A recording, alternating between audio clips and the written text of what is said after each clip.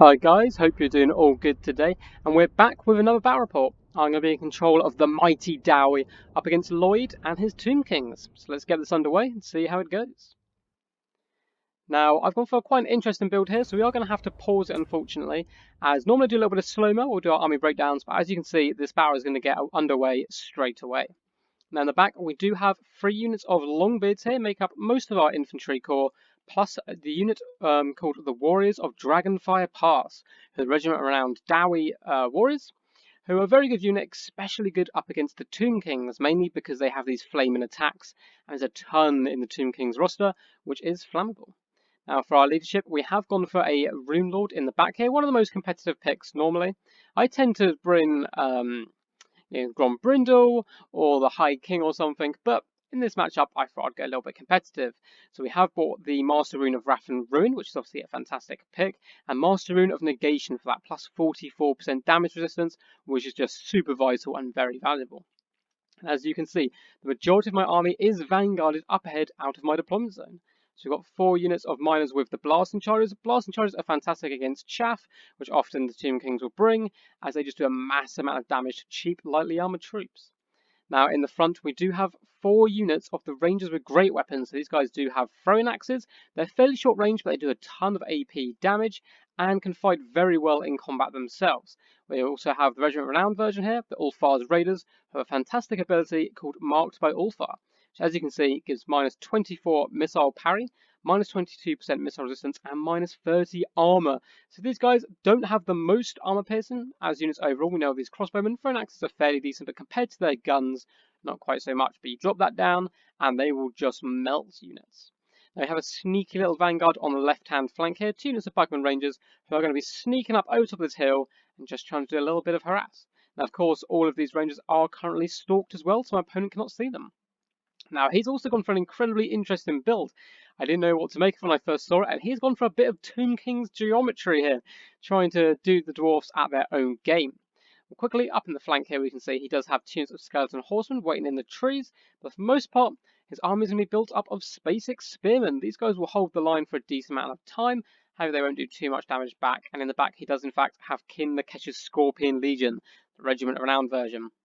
Now, in the centre, he has 2 units of Tomb Guard with halberds, who are a little bit more elite, but most kind of threats that he has in his army, where he's really hoping to get his value from, is these 2 Bone Giants with their gigantic bow and arrows here, and this unit of Yashopti Greatbow. So he'll be trying to out-trade the Dwarfs in the range fight. He's also gone for Setcher the Imperishable as well. Let's see if he can live up to his name. He's looking rather nasty with his halberd, so let's get this underway. So normally this is almost a complete opposite. The Tomb Kings would often be rushing forward to face the Dowie as they sit back in a little dwarf box and fire their cannons and so fast. But this Rune Lord leading our army today, it's sort of a different little plan, and he's going to be rushing forward. Dwarfs, of course, are natural sprinters, so they're going to be getting up nice and close and shooting them down with some ranged firepower. And the good thing about all these units, of course, having Stalk means that these Bone Giants can't get any value early on up against them. So I believe the 2 units on the side here, are just going to be trying to mount this hill here, and they're going to be trying to get into a decent position and fire down onto the nicer, juicier targets in the middle here. As you can see, everything is just moving up. We've sat back a little bit with our combat troops. We need to move them up a little bit close, but currently, it looks like we are doing that now, but currently, just trying to micro on all these archers and get them firing. As you can see, the first volleys are starting to be unleashed. We're aiming to take down these Yashopti Greatbows. Now, if we can force my opponent out of this box, of course, that is fantastic for me. So we don't want them to sit back and just shoot with these Bone Giants the entire time. We do drop a Marked by Ulfar down. However, I did miscalculate the range of these Great Weapon Rangers and their throwing axes. I hadn't used them too much before. So, unfortunately, that debuff is pretty much going to disappear by the time these guys get close enough in range. You live and you learn. It looks like they still may get a volley or 2 off while it is active, which is nice. You can see the little throwing axes are coming swinging in. But it looks like for the most part they're attacking these Skeleton Spearmen, while the bow and arrows are going after the Bone Giant there, doing a decent amount of damage regardless. So it looks like our little flanking force is just about to crescent this hill here, and they should be firing in as well, trying to take down this Bone Giant. Well played by my opponent. Does drop down the incantation of protection. Now the trap is sprung. The Skeleton Horsemen do spring down this hill here, and the Rangers in return are fleeing for their lives right now, and I've realised my mistake. I've left these units too far back in reserve, I'm trying to move them up desperately, but it looks like the Rangers are going to get caught. However, as I said earlier, the mighty Dowie are always, fairly resilient regardless of units. But especially the Rangers with great weapons can be quite fantastic in combat. The Skeleton Horsemen do not stifle charge, they will slowly get dragged down. Plus there's a lot of missile fire coming from the Bugman Rangers to assist. And as you can see, we're actually trading very effectively against these Skeleton Horsemen now, slowly bringing them down. Looks like there's also a unit of Karen who are hidden behind my own lines over here. Very sneaky play by the Tomb King player.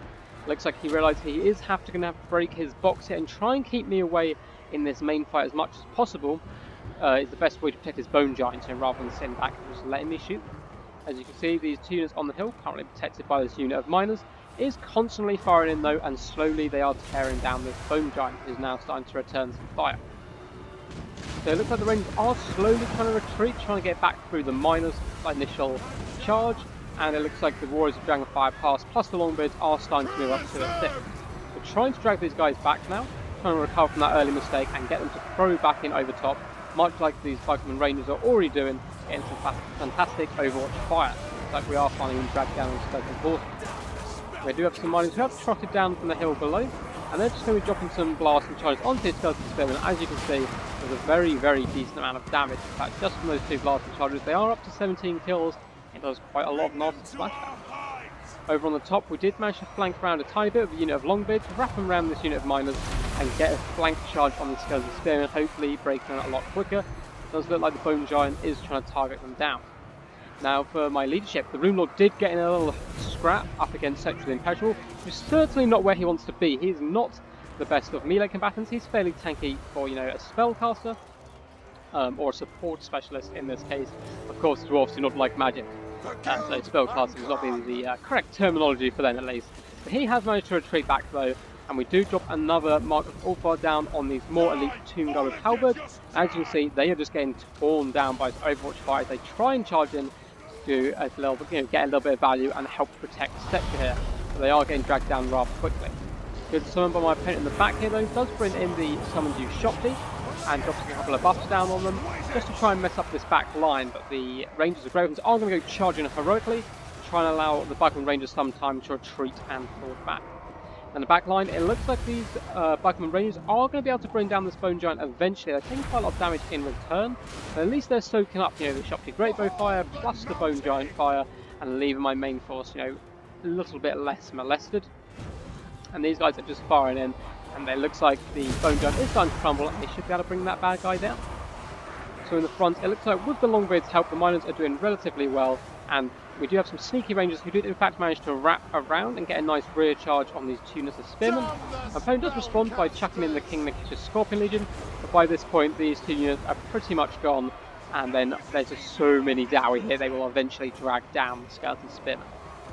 Cetra still trying to chase down the Rune Lord and snipe them out, but as you can see, we've just pulled back a couple of units of the Rangers and Bugman Rangers over here, who are going to be firing in, whilst the Great Weapons do just try and trap down Cetra, and they're just going to be swinging their axes, doing their little twirls, trying to do as much damage as they can to Cetra and bring him down. Looks like that Tomb Guard unit, unfortunately for my opponent, only got 20 kills, which isn't the worst, but they just got focus fire down so hard. Not the best engagement from them. Now over here we've managed to once again get another great rear charge. So Longbeards were facing Tomb Guard with Halberds in the front line, which I think slightly favours the Tomb Guard. They will eventually bring them down. However, very sneakily we did just whip some miners round and charge into the back, and that should give us the advantage over there on that fight. That's something we've managed to do plenty this game, which is also of course something you don't often see with the Dwarfs, trying to outmaneuver their opponents. So it looked like in the back line we've managed to stabilise for the most part. We've got Cetra completely isolated and bogged down amongst Rangers, and he's just going to get shot down. We do have a unit of miners who tried being over the top a little bit, got a little bit overzealous, and charged into that back line trying to bring down those Shopti. It looks like with the Ranger fight, eventually this Bone Giant is going to go down. He's managed to take a huge amount of damage though. Looks like some more miners are running into that back line, just trying to mess up these units as much as possible, as we know we have this back line situation kind of under control. More shots coming in there by the Bone Giant. These miners desperately trying to run in there. Let's see if they can in fact bring down this Bone Giant. Goes in there with a good old smack, bring down a few miners, but a lot of them are getting back up again. And let's say down to 13 health, 2 health, and down the beast goes. And these miners no rest for the wicked, do just immediately turn around and charge into these Ushopti. And they are going to get some support, luckily, coming in from these Bugman Rangers, who took a huge amount of damage on top of this hill from that Bone Giant fire. But, you know, they at least took it, so a lot of these Longbeards and other kind of more elite units didn't have to take it in return. Looks like we do have a Master Rune of Wrath and Ruin just going down on King Nakesh's Scorpion Legion. It looks like for the most part the Tomb Kings are going to soon start to struggle. Carapace is going in my favour. As you can see, Cetra may be imperishable, may be very tanky, and he is tanking down a lot of these Longbeards and Rangers.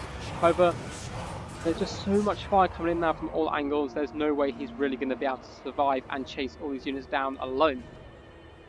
We have those Brave Miners on the top have rallied. And if we have a little look over here, we can see the Longbeards and Miners are slowly dragging down the Tomb God. They've had a fantastic fight here, up to 55 kills, and it looks like they may even be able to rout off these Miners here. We do have some returning ones coming back to the fray, hopefully getting that rear charge, breaking off those Tomb Guard. Rune Lord is just running forward, popping down some buffs. Looks like Master Rune of Negation's gone down just to protect these guys as the Ushopti run in and help finish off King Nakesh's Scorpion Legion. And then he's simply going to retreat back to my forces, hide behind these units of Bugman Rangers, who are then just going to fire in and do a decent amount of damage. And as you can see, they're just coving some shots over the top of the battlefield, finish those Tomb Guard. It looks like Cetra was eventually brought down by focus fire, and only one Bone Giant remains, and it looks like he is going down, and so close to gone. Just mass arch fire comes in from all around, and very brave Miners do take the charge, take him head on, and try and defeat you. It looks like they're going to be successful, and that is a victory for the Dowie. So a Pyrrhic victory there, so only just about. Let's go to the end stats. So overall, as you can see, he made quite a few mistakes this battle, leaving the combat troops a little bit too far back. Didn't expect that a very sneaky skeleton horseman charge. However, the dwarves are quite a forgiving faction in that way, that if you do get your range units stuck, at least they can hold off and fight decent in melee. But overall, this is a super fun build. I'm definitely look to use again.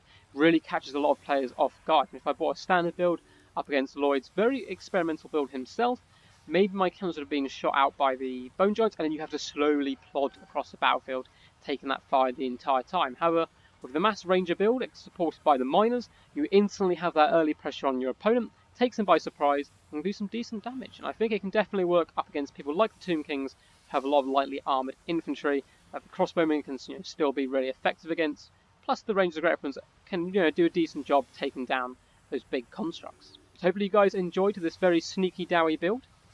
If you did, please do leave a like, comment down below what you would like to see next, and subscribe. I also have a Patreon just down below in the comments if you do want to support the channel in any way. Peace, guys. Stay awesome.